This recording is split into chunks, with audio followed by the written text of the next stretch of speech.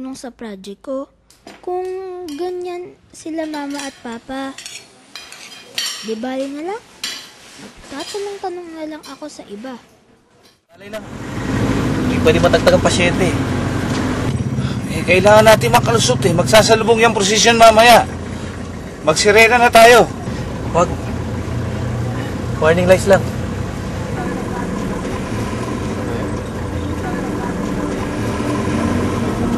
Huwag ka mag-alala. Maliligtas natin ang kaibigan mo.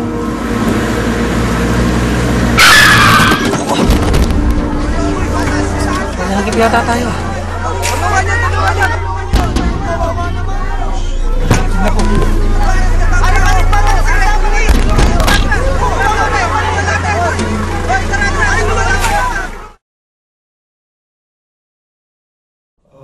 Sa'yo, mahal na birhen ng turumba, aking iniaalay ang aking anak na si Julia.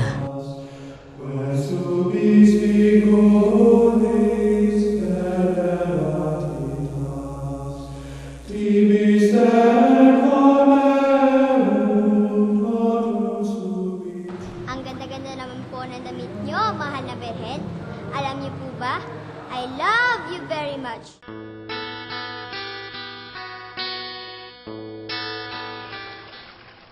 Simple lang ang buhay namin ni tatay.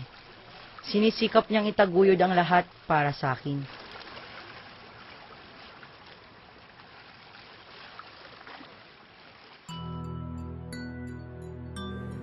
Ano yun? Halimaw yun.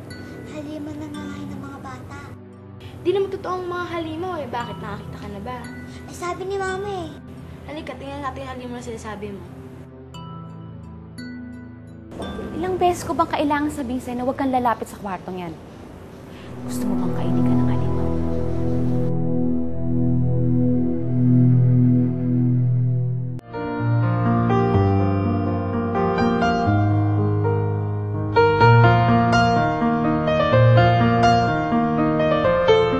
Dear Diary, kumusta ka na?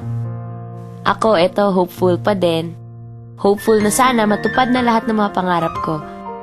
Actually, okay naman lahat eh. Happy na ako sa bahay at sa school. Tapos nandyan pa si Alfred. Hay naku, Diary, si Alfred. Nagkita kami kanina and as usual, ganun na naman ang nangyari. Nagkita kami tapos nag-date.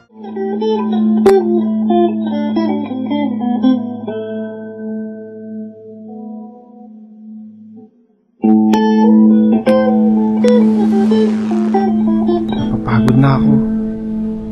Ayoko nang maghanap.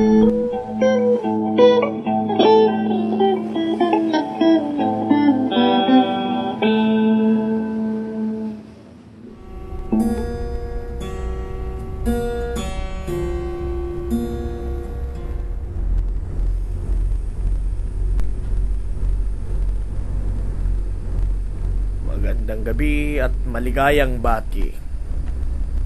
Kagalak-galak kang tinatanggap sa kaharian ng Diyos.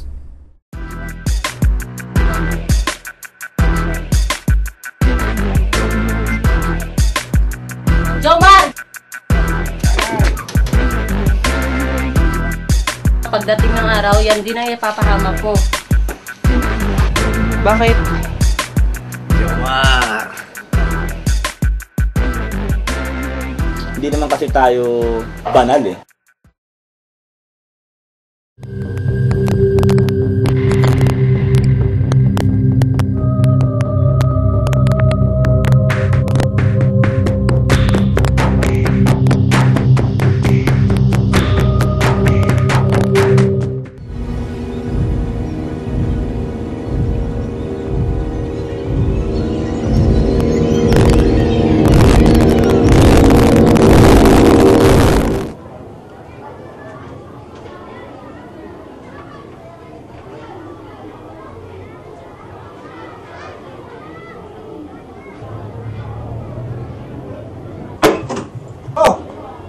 Gawin mo na to.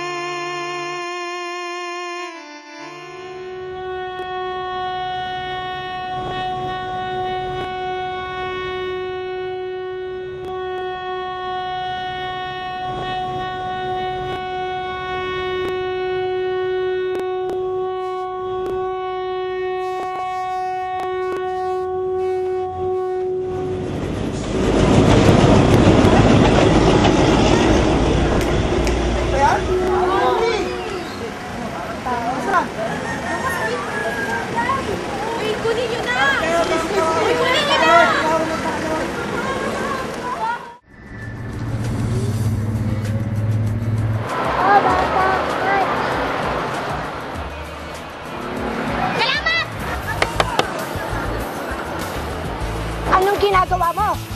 Bakit kailangan mahagisan ng pagkain yung batang kalye? Hoy! Ayoko na magkapagmumukha sa kasadang to, ha?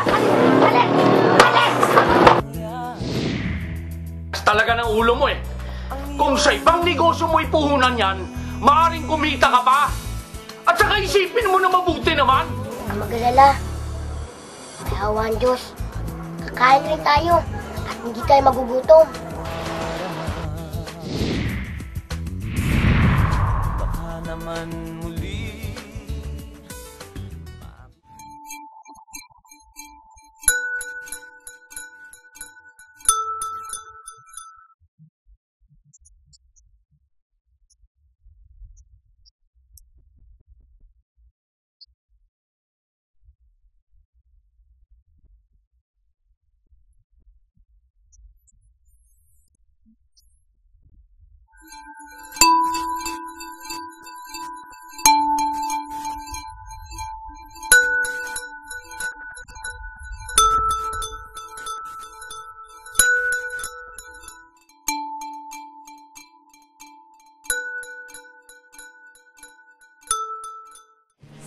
Ang nag-imbita sa mga unggoy na to? Bakit ba kung kumilos ay kala mo kung sino? Nag-aastang hari, puro naman mga tayo.